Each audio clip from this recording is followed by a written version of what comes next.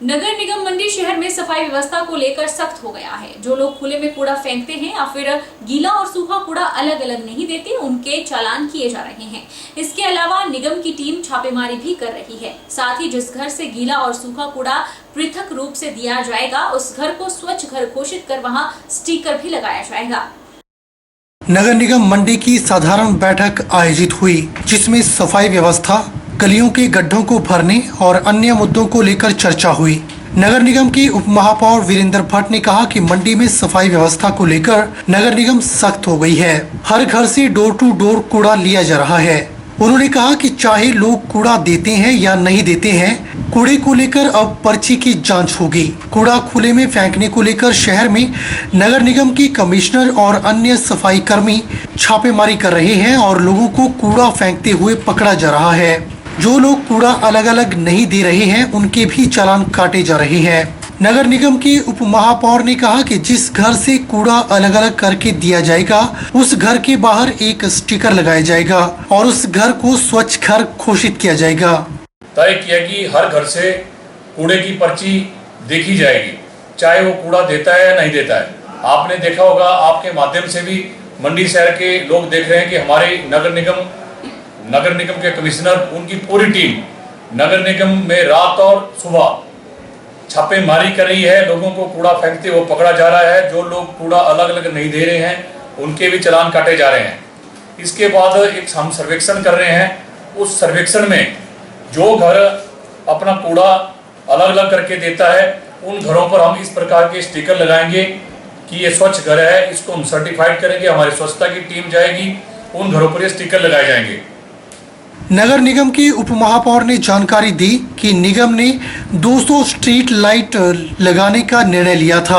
वहीं अब लोगों की मांग पर सार्वजनिक स्थानों पर 200 बेंच लगाए जाएंगे। उन्होंने कहा कि बैठक में गलियों के छोटे मोटे गड्ढों को भरने के लिए भी निर्देश जारी किए गए हैं और शहर में जो भी घर पुराने हो गए हैं और गिरने की कगार पर हैं, उन घरों का भी सर्वेक्षण किया जाएगा और मकान मालिकों को नोटिस जारी किए जाएंगे। हमने 200 स्ट्रीट लाइट लेने का भी पिछली बैठक में निर्णय लिया था और जनता की मांग पर सार्वजनिक स्थानों पर लगाने के लिए 200 और बेंच लिए जाएंगे। हमने आज की बैठक में ये भी तय किया कि जो नगर निगम मंडी का सर्वप्रथम कार्य है, वो है स्वच्छता, स्ट्रीट लाइट और जो छोटे मोटे गड्ढे पड़े होते हैं।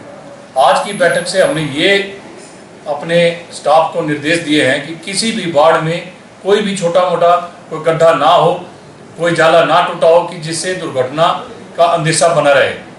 जो घर पुराने हो चुके हैं, गिरने के कगार पर हैं, आपने देखा होगा कि शहर में पुराने मकान हैं जिनमें बहुत से हिस्सेदार होते हैं, वो घर ना बन पाते हैं ना बिक पाते हैं। उन घरों का सुपरवाइजरों और वार्ड मेंबर के माध्यम से सर्वेक्षण किया जाएगा और उन घर मालिकों को उनकी पहचान करके उनको नोटिस दिए जाएंगे। नगर निगम के उप महापौर वीरेंद्र भट्ट ने कहा कि नगर निगम मंडी ने 9 जुलाई को भारी बारिश से व्यास नदी में आई बाढ़ के कारण कई घरों, दुकानों और मंदिरों में सिल्ट जमा हुई थी, जिसे निगम के द्वारा निकाला गया। हालांकि निगम का ये कार्य नहीं है और न ही इसके लिए कोई बजट का प्रावधान है। उन्होंने सरकार से सड़कों, घाटों पर बचे हुए कार्यों को पूरा करवाने के लिए बजट व राहत राशि देने की मांग की है। जो 9 और 10 जुलाई को व्यास नदी का जल स्तर बढ़ जाने के कारण जिन वार्डों में नुकसान हुआ था, वो नुकसान का आंकलन 18 करोड़ के लगभग था। वो हमने सरकार को भेज दिया है तथा नगर निगम मंडी द्वारा आपने देखा होगा कि पहली बार ये किया गया कि जो भी घर हैं, जो भी आसपास का क्षेत्र है, उससे सिल्ट निकालने का काम नगर निगम ने किया। हालांकि ये नगर निगम का कार्य नहीं था, ना नगर निगम के पास इस प्रकार का कोई बजट होता है। हम चाहते हैं सरकार से कि हमें इसके लिए अतिरिक्त बजट दिए जाए ताकि जो अभी और काम बचता है व्यास नदी के किनारे और सड़कों पर, घाटों पर, मंदिरों में जो सिल्ट है, उसको हटाने के लिए हमारे को जो है थोड़ा राहत राशि दी जाए।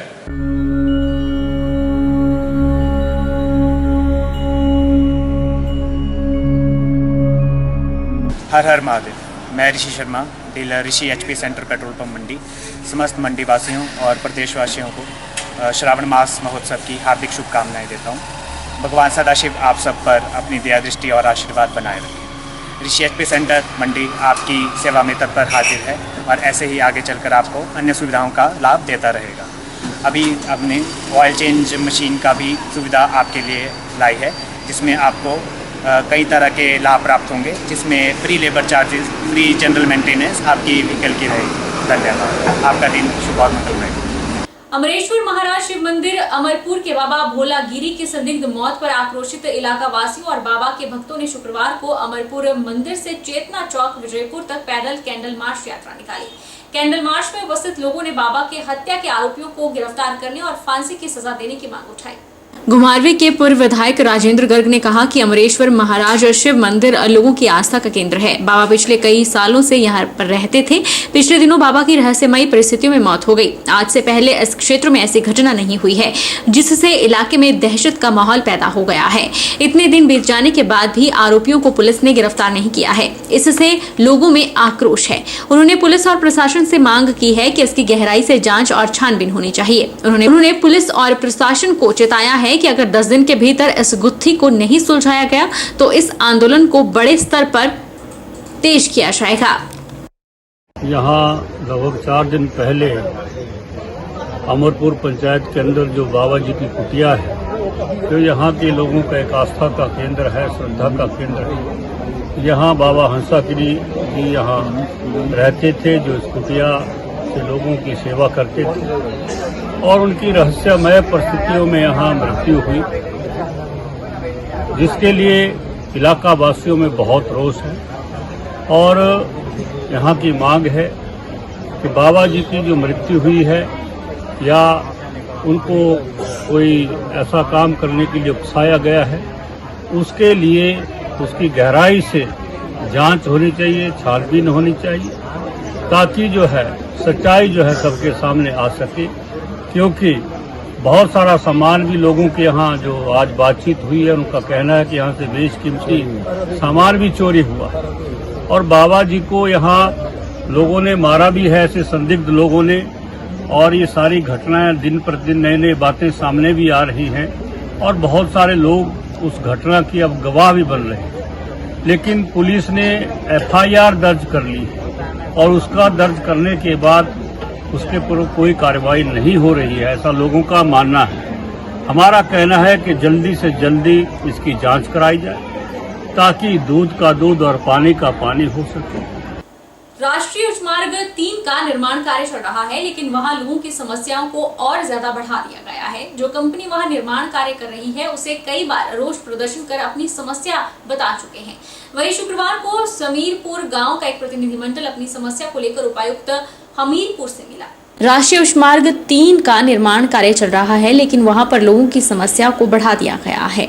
गाँव वासियों ने पूर्व मुख्यमंत्री प्रेम कुमार धूमल के माध्यम से उपायुक्त हमीरपुर को राष्ट्रीय राजमार्ग से संबंधित समस्या से अवगत करवाया था और पूर्व मुख्यमंत्री ने भी पत्र के माध्यम से उपायुक्त हमीरपुर को समस्या के बारे में जानकारी दी थी। लेकिन इसके बावजूद भी कंपनी के अधिकारियों ने इस समस्या को लेकर आंखें मूंद रखी है और अभी तक कोई कार्रवाई नहीं हुई। वहीं गाँव वासियों ने कहा कि कंपनी ने सड़कों से ऊपर नालियां बना दी है, सड़कों के बीच में मिट्टी डाली गई है जहाँ दलदल बना हुआ है, मकानों के आगे डंगे नहीं लगा रखे, मकानों के साथ ही पहाड़ी को उखाड़ दिया गया, जिससे घरों को खतरा बना हुआ है। उन्होंने कहा कि पिछले कुछ समय पहले बैठक भी की गई थी। बैठक में कंपनी के अधिकारियों ने सभी मांगों को सुना था, लेकिन उस पर भी कोई कार्य या कार्यवाही नहीं की गई है। नालियाँ जो है ऊपर बना दी हैं, रोड से ऊंची हैं और पार्किंग की समस्या समय आ रही है, उसकी वजह से सड़कें में दलदल है। मकान जो है उनको डंगे नहीं लगा रहे हैं, उनको मतलब जो है वो पहाड़ी को उखाड़ दिया गया है। हर समय खतरा है, लोग सो नहीं रहे हैं, पानी की समस्या है और ये जो कंपनी है कोई सुनवाई नहीं कर रही है। जब भी इनसे बात की जाती है तो बोलते हैं कि हम कर रहे हैं और करते कुछ नहीं। जहाँ ये समस्या है वहाँ पर मेरा घर है और मेरे मतलब क्या तकरीबन 50-60 कनाल जमीन है और इन्होंने वहाँ से दूर दूर से मिट्टी लाकर वहाँ ढेर कर दिया और पूरी फसल बर्बाद कर दी। मतलब ये कुछ नहीं छोड़ा है। आकर चाहे प्रशासन मौका करे और मौका देख लो मुझे इनकी मुआवजे की ये करे। मतलब यह मेरा 10,000-12,000 रुपया मतलब यह ट्रैक्टर की बुआई का आया है खर्चा। और इन्होंने तमाम मेरा मतलब दिया जो भी मतलब ये ज़मीन है वो सब बर्बाद कर दी। मेरी यही प्रार्थना है प्रशासन से कि आकर मौका करे और इसका पूरा मानना करे और मुझे मुआवजा दिलाया जाए। बहुत परेशानी हो रही है सबको, मतलब उनका भी घर गिरने वाले हैं, कईयों की गौशाला गिरने वाली है, तो हम चाहते हैं कि उनके लिए प्रोटेक्शन वाल बन जाए। और अभी 1 तारीख से स्कूल भी लगने वाले हैं, तो बच्चों को भी चलने के लिए थोड़ी सी सुविधा हो जाए, रास्ते बन जाएं।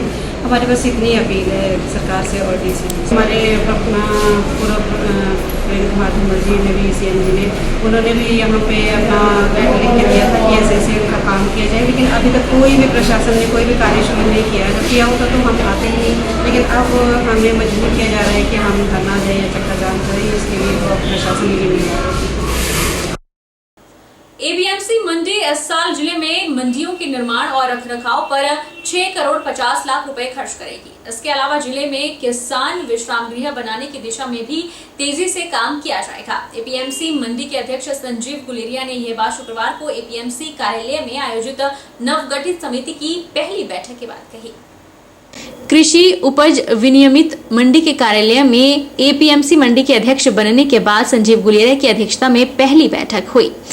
इस दौरान विभिन्न मुद्दों को लेकर चर्चा हुई, साथ ही उच्च कमेटी का गठन करने को लेकर भी रूपरेखा तैयार की गई। उन्होंने कहा कि जिला में 5 सब्जी मंडी है और आधुनिक सब्जी मंडी जो बल में बननी है उसके लिए 1 करोड़ का प्रावधान किया गया है। करसो के 4 कुफरी में भी एक सब्जी मंडी बनाई जाएगी। अनाज मंडी शहर की मुख्यतः जरूरत है।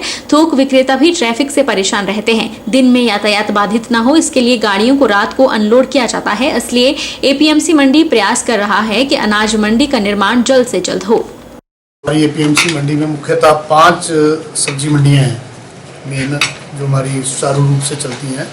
उसमें सब्जी मंडी कांगनी है, टकोली है, धनोटू है, जोगिंद्रनगर और चैल चौक है। इसमें हमारी प्राथमिकता अब फ्यूचर वित्त वर्ष के लिए ये रहेगी, जैसे कि हमारी एक सब्जी मंडी जो बननी है, आधुनिक सब्जी मंडी हमारे बल में चरलू क्षेत्र में, वहाँ के लिए हमने 1 करोड़ रुपए का प्रावधान अभी इनिशियल स्टेज पे कर दिया है। बाकी इसकी जो एस्टीमेट बनेगा उस हिसाब से इसको आधुनिक सब्जी मंडी जो है बनाया जाएगा। इसके साथ ही एक हमारी करसोग बेल्ट में जो हमारा एप्पल क्रॉप एरिया है उसमें भी हमारी एक प्रस्तावित सब्जी मंडी 4 कुफरी में बनने जा रही है, जिसके लिए भी हमने 1 करोड़ रुपए का प्रावधान अभी इनिशियल स्टेज में कर दिया है। तो उसको हम जल्दी से जल्दी तैयार करने की पूरी APMC की हम मीटिंग में भी आज हमारे एजेंडे में है कि इसको जल्दी से जल्दी तैयार करेंगे।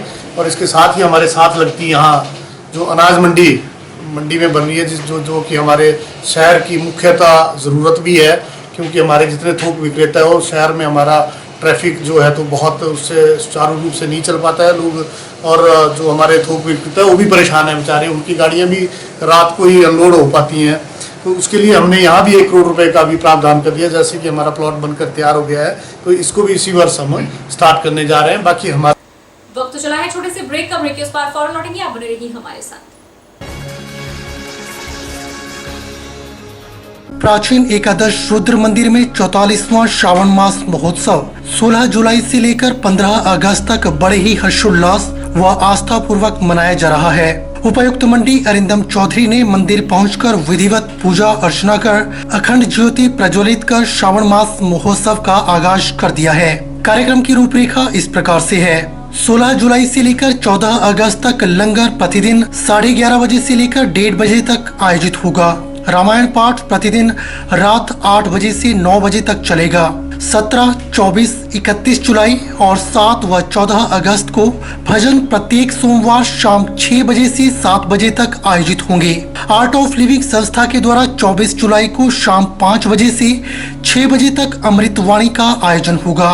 16 जुलाई और 13 अगस्त को शाम 6 बजे से 7 बजे तक साईं भजन आयोजित होंगे। प्रत्येक मंगलवार को प्रातः 11 बजे से 1 बजे तक सुंदरकांड पाठ का आयोजन होगा।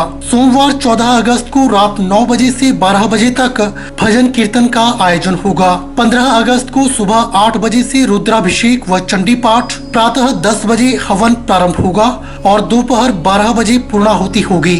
दोपहर 1 बजे से शाम 5 बजे तक भंडारे का आयोजन होगा। ओम नमः शिवाय। यह मंत्र जो है भगवान शिव का जो है एक विशेष मंत्र माना जाता है और बहुत अमोघ मंत्र है। इसमें बहुत अमोघ शक्ति है इसमें। 11:30 से 1 बजे तक लंगर, जितने भी लोग आते हैं सबको जो है प्रसाद यहाँ बंटता है। ये निरंतर व्यवस्था है। और सोमवार, हर एक सोमवार को आर्ट ऑफ लिविंग का जो है 6 से 7 बजे तक भजन, 24 तारीख को अमृत वाणी का पाठ होता है और सत्य साईं बाबा का जो भजन 2 दिन उनका भी रखा गया है। सभी लोगों से यही निवेदन प्रार्थना है कि आए, भगवान का नाम का जितना भी समय लगे उसमें बैठ करके जप करें।